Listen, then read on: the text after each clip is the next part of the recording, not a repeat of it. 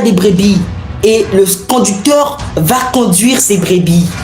Le conducteur qui est le Saint-Esprit, il va nous conduire. Le Seigneur Jésus-Christ parmi nous.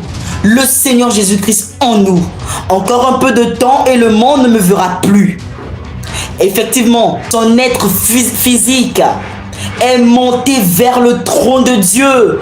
Là où il avait été l'Esprit sur le trône. Amen. Amen. Maintenant, c'est Christ qui est son trône. Oh, je serai avec vous. Amen. Jusqu'à la fin du monde. Et même en vous, le trône de Dieu, le trône de Christ a été installé dans votre cœur. Oh Zana, exactement ça, la révélation rendue parfaite. Quand Dieu fait un avec vous, vous devenez une personne intouchable. La souillure ne peut plus vous approcher. Parce que vous faites un avec Dieu. Oh my. Vous devenez le trône du Seigneur. Amen. Car le trône du Seigneur est en vous maintenant. Oh là là. Le trône de Christ. Amen. Et lui, il est assis sur le trône de Dieu. Dans le millénium, il s'assiera sur son propre trône. En effet, il a juré qu'il ferait asseoir cet homme, son fils, le David, sur son trône. Oh my, c'est vraiment merveilleux ça. Oh my. Nous devenons le trône du Seigneur. Nous devenons la parole rendue manifeste. Autrefois, c'était des lectures.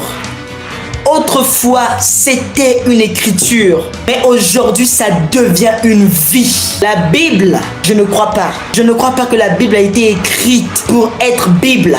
Non, non, non, non, non, non. Je crois plutôt que la Bible a été écrite pour devenir une personne. Parce que la Bible est une vie. La Bible est une espérance. La Bible, c'est la vie.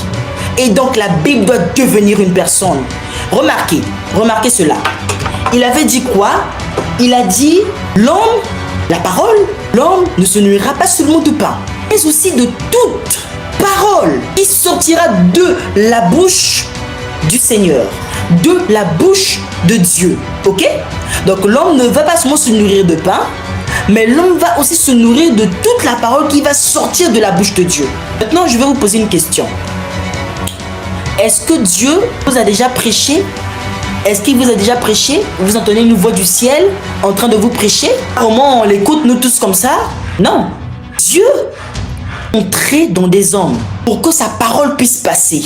Dieu est passé par quelqu'un pour que sa parole puisse vous atteindre. Et quand Dieu saisit une personne, vous devriez reconnaître cela. Mais pour reconnaître cette personne, il faut d'abord croire. J'ai suivi quelqu'un m'a dit, démontrer, de m'expliquer, de l'expliquer convenablement pour qu'il puisse croire. Vous savez, j'avais la connaissance, je pouvais l'expliquer. Mais quand j'explique, cette personne ne croit pas. En fait, j'ai compris que ça ne servait à rien d'expliquer.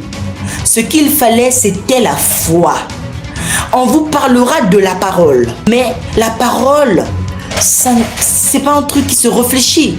La parole ne se réfléchit pas. Voilà pourquoi ne mélangez pas les sciences avec la parole. C'est deux choses totalement différentes. La parole, c'est une foi. La parole doit se croire. Et non doit se comprendre. Non, doit se croire. Ok? Mais attention. Plusieurs viendront sous mon nom, diront c'est moi qui suis le Christ. Et ils séduiront beaucoup de gens. Il y aura aussi des faux témoins qui viendront avec la base que j'ai la parole pour vous pousser à croire. Et ils n'ont pas la parole. Alors à ce moment-là, maintenant, comment faire? Ça doit être une révélation. Ok?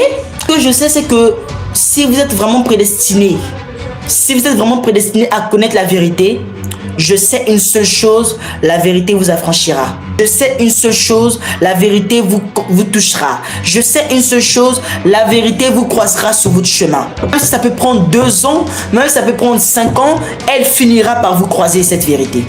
Et je crois fermement, par le Dieu qui m'a donné la vie ce matin, que ce que je dis maintenant même, c'est la vérité. Et cette vérité vous parle. Et quand vous écoutez ça, si vous ne prenez pas conscience, vous vous laissez aller. Vous vous laissez manipuler. Oh, c'est merveilleux. Oh là là.